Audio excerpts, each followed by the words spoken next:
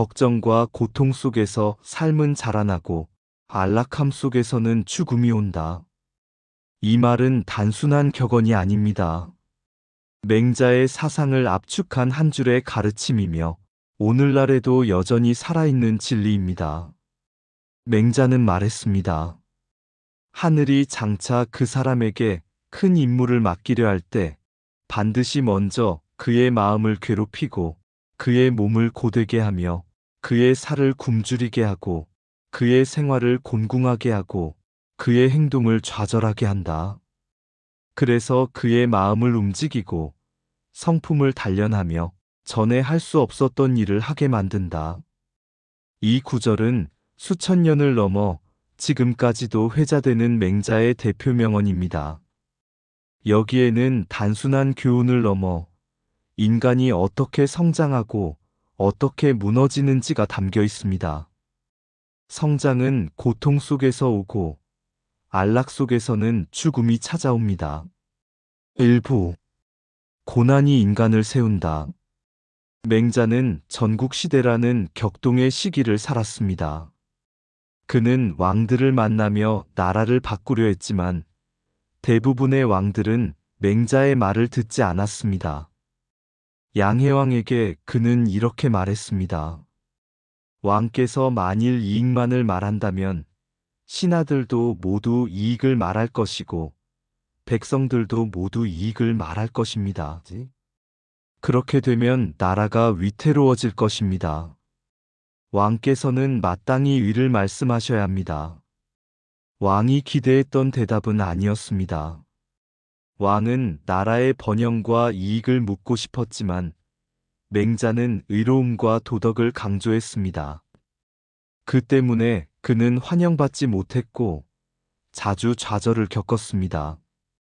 그러나 바로 이 좌절이 맹자의 사상을 단단하게 만들었습니다.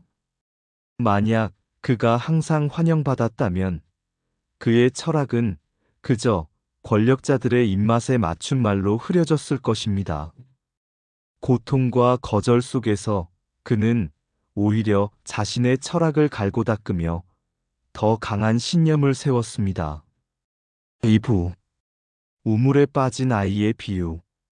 맹자는 인간의 본성을 선하다고 했습니다. 그 근거로 든 유명한 이야기가 있습니다. 만약 누군가 길을 걷다 우물에 빠지려는 아이를 본다면 그는 반드시 아이를 구하려고 달려갈 것입니다. 그때 사람의 마음 속에는 부모에게 잘 보이려는 생각도 없고 이웃에게 칭찬받으려는 생각도 없고 명예를 얻으려는 생각도 없습니다. 그저 아이를 살리려는 마음뿐입니다. 맹자는 이 마음을 측은지심이라 불렀습니다. 모든 사람에게 본래적으로 주어진 선한 마음, 그것이 인간 본성의 출발점이라는 것입니다. 그러나 맹자는 덧붙였습니다. 이 본성은 그냥 두면 사라진다고. 측은지심은 고난과 어려움 속에서 길러지고 편안함 속에서는 쉽게 무너진다고 했습니다. 편안한 사람은 남의 고통에 무뎌지기 쉽습니다.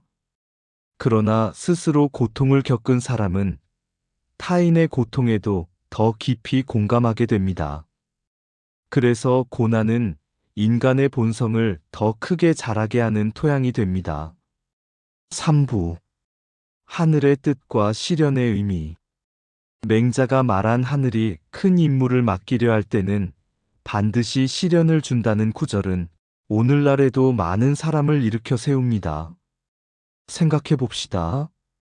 위대한 인물들은 모두 시련을 겪었습니다. 공자는 젊은 시절 나라에서 쓰임받지 못하고 떠돌아야 했습니다. 그 과정에서 제자들과 함께 긴 고난의 길을 걸으며 사상을 완성했습니다.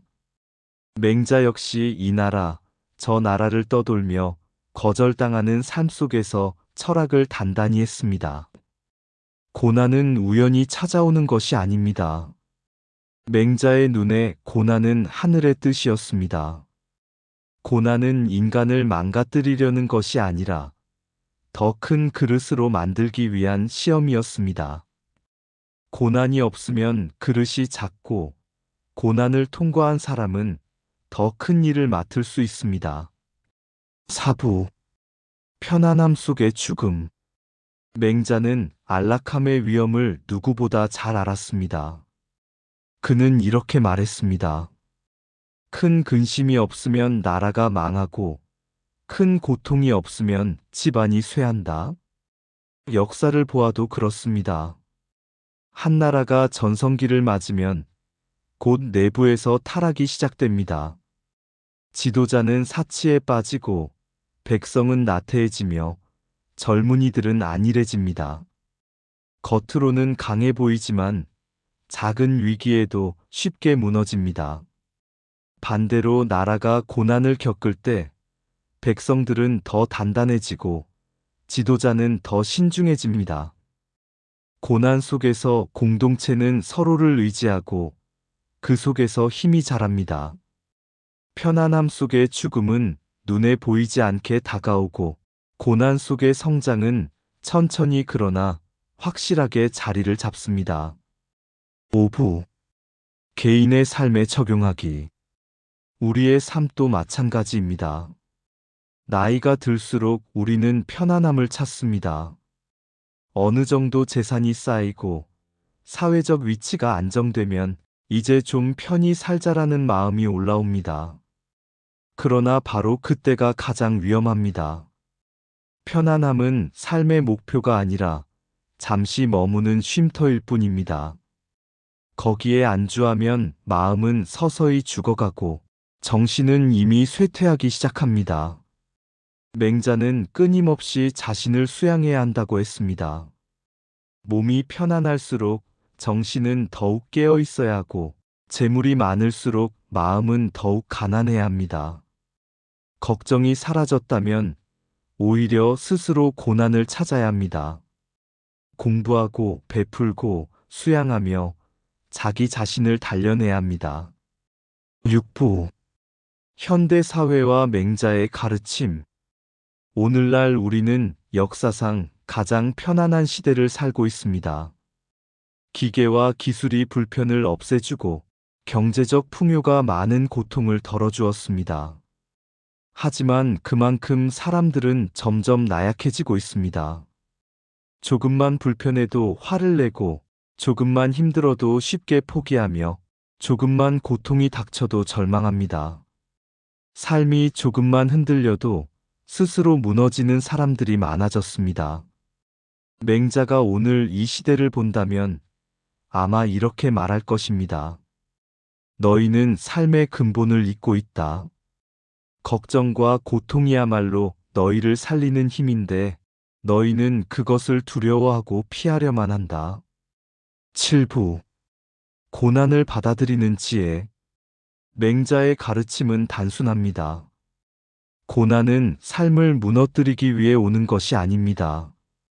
고난은 우리를 단련하기 위해 오는 것입니다.